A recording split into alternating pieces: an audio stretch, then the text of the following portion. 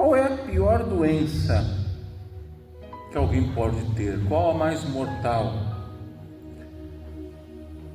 Esses dias eu estava pensando nisso, principalmente ao ler esse texto dos 10 leprosos, isso me veio à mente. Há tantas doenças por aí, doenças que são contagiosas, outras doenças acabam sendo desenvolvidas pelo próprio organismo. Muitas delas são de fato difíceis de tratar, outras nem tratamento existe.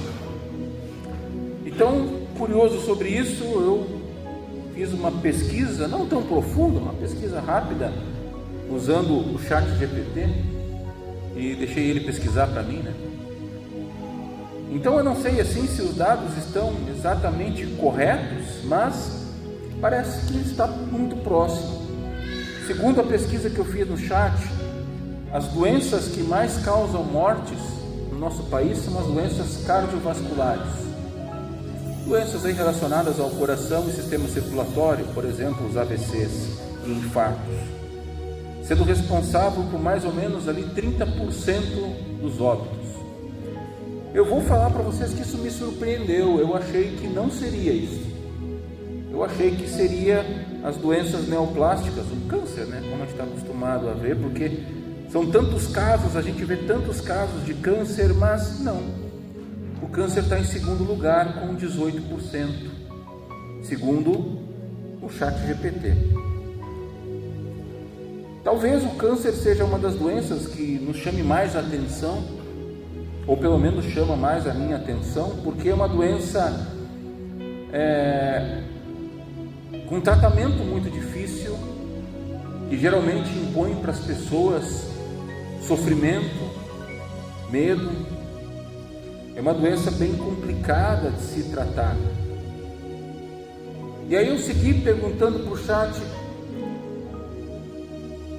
como que era a mortalidade causada por câncer nos últimos 20 anos comparado com o que tem agora.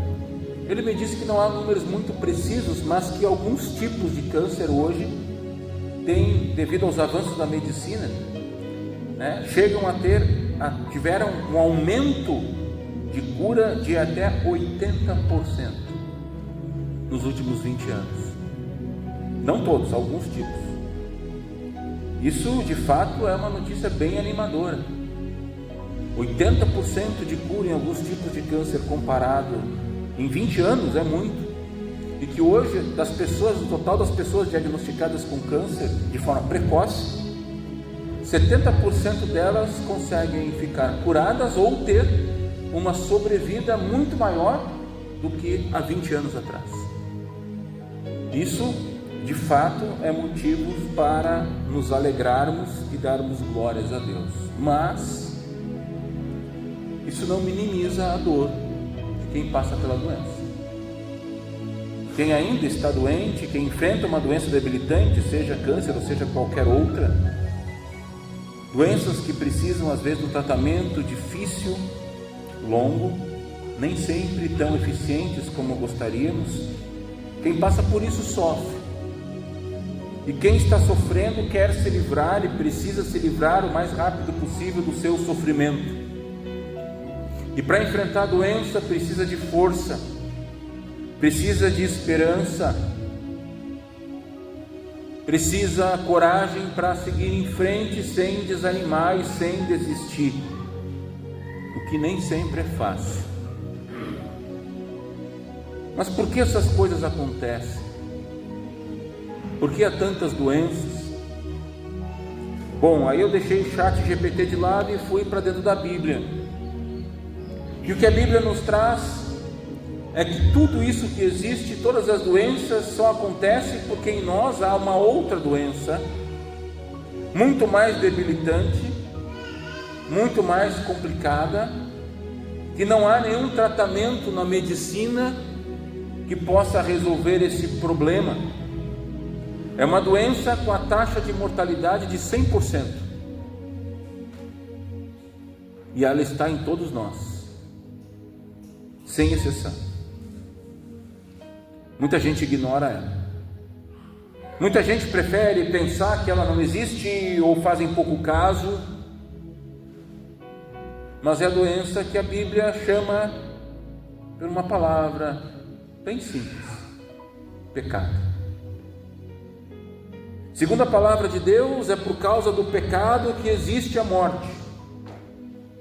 É por causa do pecado que nós sofremos, enfrentamos o mal, a violência, a desgraça, o sofrimento, as dores. É por causa do pecado que adoecemos. Tudo é consequência do pecado em nossa vida. Uma doença que ataca a alma e o corpo. Uma doença que muitos não querem enxergar. No tempo de Jesus já havia a existência do câncer. O câncer já era uma doença conhecida, mas só quando os tumores eram visíveis. Não tinha nenhum exame de imagem que se pudesse olhar por dentro, como hoje existe. E quando o câncer se torna visível, seus tumores, geralmente já é tarde demais. E também naquela época não fazia diferença, não havia nenhum tipo de tratamento possível. Quando se via os tumores na pele, muitas vezes o câncer era confundido com outras doenças de pele, e uma das mais temidas da época se chamava lepra, hoje hanseníase. Só que a hanseníase hoje é uma doença específica. Na época de Jesus, qualquer doença de pele, desde uma simples micose até mesmo um tumor, tudo era visto como lepra. Tudo era entendido como lepra. Uma doença que por si só já causa grande dor, sofrimento. E a lepra no tempo de Jesus não havia nenhum tratamento. Quem estivesse com ela iria passar por uma morte muito dolorosa. Sem contar quando era confundida com tumores, com câncer ou com outras coisas. O leproso, ele enfrentava um grande sofrimento no corpo e na alma. Porque toda pessoa que era diagnosticada com a lepra, ele era obrigado a sair de sua casa, do lugar da cidade onde morava, e ir para um acampamento fora da cidade, o chamado campo ou acampamento de leprosos, e ficar lá junto com outros doentes, praticamente abandonado. Havia a ideia de que qualquer doença, e principalmente essas mais graves, era porque a pessoa havia cometido algum pecado muito grave e estaria recebendo aquela doença como um castigo de Deus. Esse era o pensamento da época, pensamento muito combatido, inclusive, por Jesus. Mas esse era o pensamento da época, e as pessoas, então, além do sofrimento da doença, tinham que enfrentar o isolamento, uma prisão em vida, sem ter culpa, longe da família, dos filhos, do trabalho, da sua vida, e além disso, carregar em si o peso de achar que ele era alguém amaldiçoado por Deus, abandonado por Deus. Sofrimento no corpo, nos seus sentimentos e emoções, na alma, no espírito, e era além disso humilhante, porque caso alguém se aproximasse de um leproso, ele era obrigado pela lei a levantar a mão e gritar bem alto: imundo! Afaste-se, eu sou imundo. Para outra pessoa não chegar perto dele. Então, além de todo o sofrimento, era muito humilhante. Em Lucas 17, como nós lemos, 10 pessoas, 10 leprosos, de alguma forma souberam que Jesus estava passando pela região da Samaria, indo em direção à Galileia,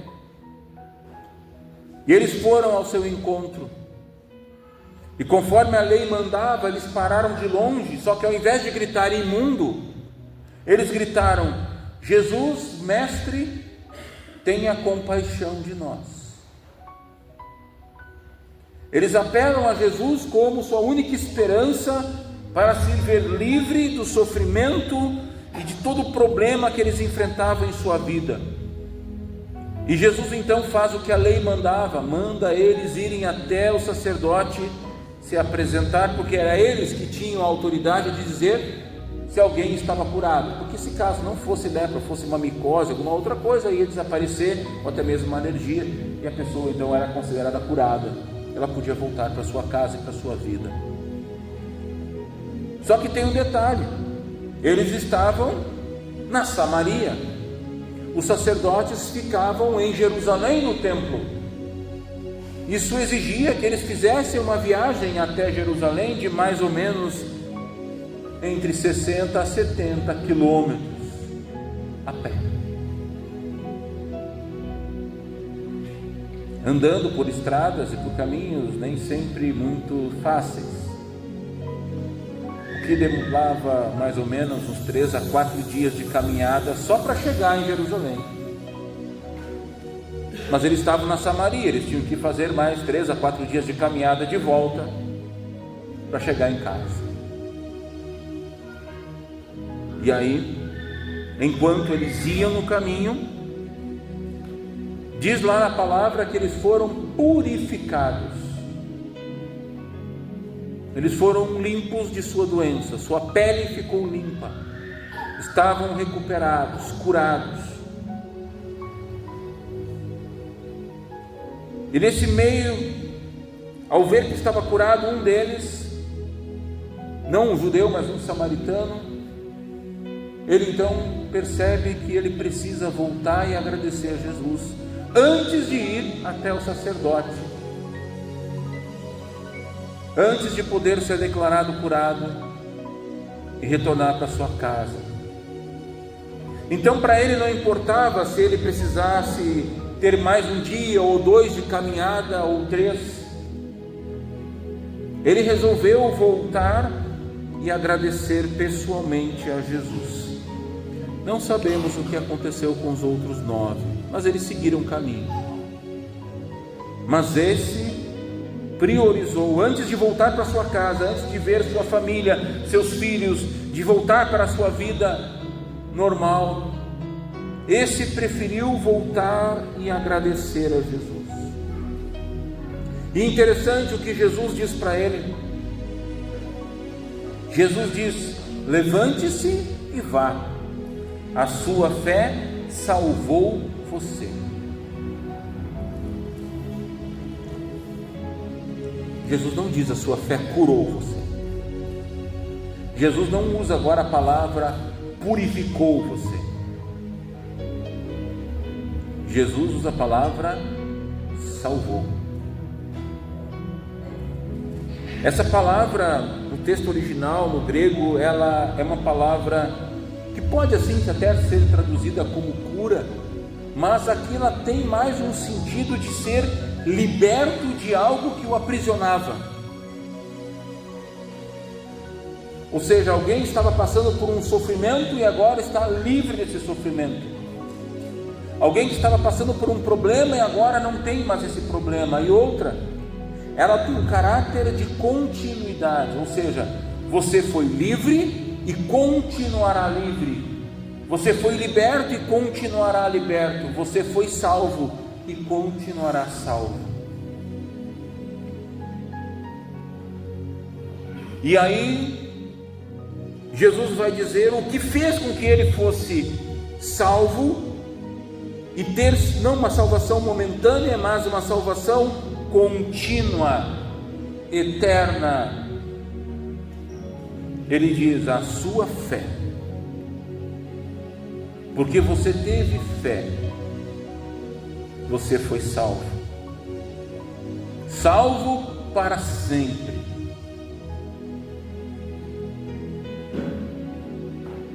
Porque Jesus sabe muito bem que a pior doença que alguém pode ter não é aquela que está no corpo, mas é aquela que está na alma. A pior doença que alguém pode ter é a doença que vem de dentro do coração e se manifesta em nossa vida por meio de atitudes que contrariam tudo aquilo que Deus deseja para a nossa vida. O pecado que habita em nosso coração nos faz pensar em nós mesmos em primeiro lugar, para depois nos outros, para até mesmo colocar Deus em segundo, em terceiro, em quarto lugar, se der. Como nós somos ingratos. Quantas e quantas bênçãos Deus nos dá todos os dias e nós não percebemos, não valorizamos. Quantas vezes agimos igual os 9 leprosos? Resolveu o meu problema, deixa eu seguir em frente. E a gente esquece de voltar e agradecer.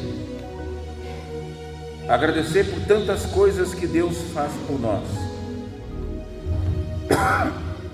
Pelo simples fato de termos mais um dia de vida já é motivo de gratidão. Por termos esperança já é motivo de gratidão. Mas o pecado nos faz duvidar de Deus e de sua palavra, do seu amor. O pecado faz com que a gente seja ingratos a Deus. O pecado faz com que a gente não tenha amor ao próximo. O pecado faz com que a gente não saiba perdoar. O pecado nos enche o coração de rancor, de mágoa, de ódio. Ele leva à violência, causa sofrimentos sem fim. O pecado é puro ódio. O pecado leva ao inferno, que é o resultado final de uma vida longe de Deus. Se hoje nós temos tantas doenças, violências e problemas nesse mundo, é porque existe o pecado, e ele está em todos nós, herança maldita de Adão. Se você ficar doente, você pode até ser curado no corpo, mas isso não muda o fato de que você só ganhou um pouco mais de tempo, porque a morte é certa. Ou alguém aqui tem dúvida que um dia vai morrer? Se você é curado de uma doença, ganhou apenas um pouco mais de tempo. Mas quando você é curado na alma, você é salvo pela sua fé, como o samaritano que voltou para agradecer. Uma salvação que dura para sempre, que não tem fim. Porque você é curado da doença mais difícil de todas, que é a doença do pecado. Por mais difícil que seja um tratamento de câncer ou de qualquer outra doença, nenhuma foi tão difícil para curar do que o pecado, que exigiu que Cristo desse a sua vida na cruz por nós. Ele teve que dar o seu corpo e sangue por nós na cruz para nos curar. Para nós não custou nada, para Ele custou tudo, para que Ele pudesse mudar nosso destino eterno e nos dar o remédio, o tratamento que nada neste mundo é capaz de curar. Só Jesus cura um coração pecador. Ele não veio a este mundo para curar corpos, mas para curar almas doentes, imundas com o pecado. No seu tempo é verdade que Jesus curou leprosos, cegos, surdos, paralíticos, até mesmo ressuscitou mortos.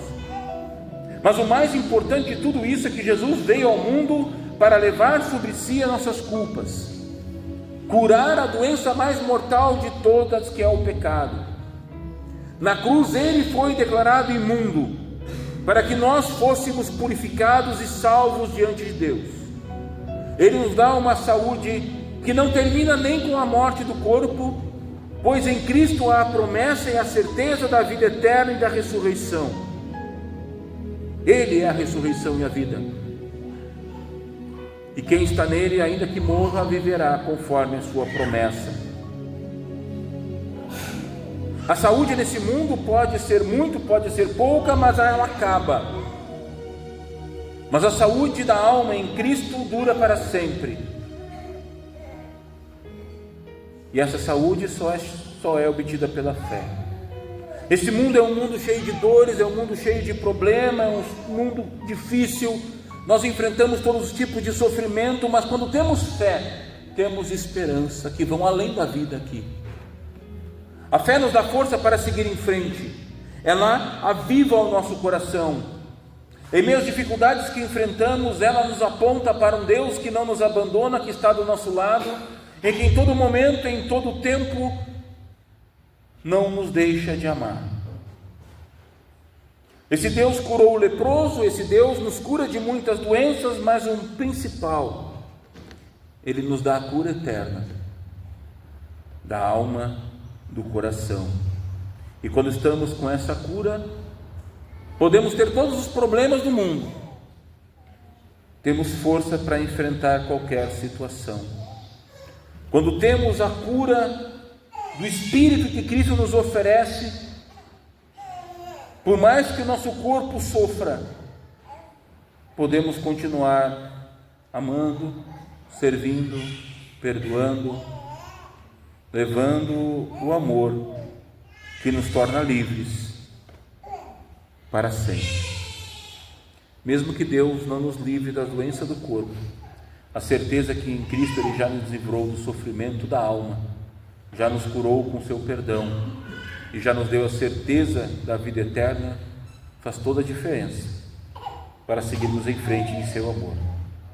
A nossa pior doença é o pecado, e para essa doença a melhor cura e única cura é Cristo. Que Ele seja a nossa cura, nossa força, nossa esperança, hoje e sempre. Amém.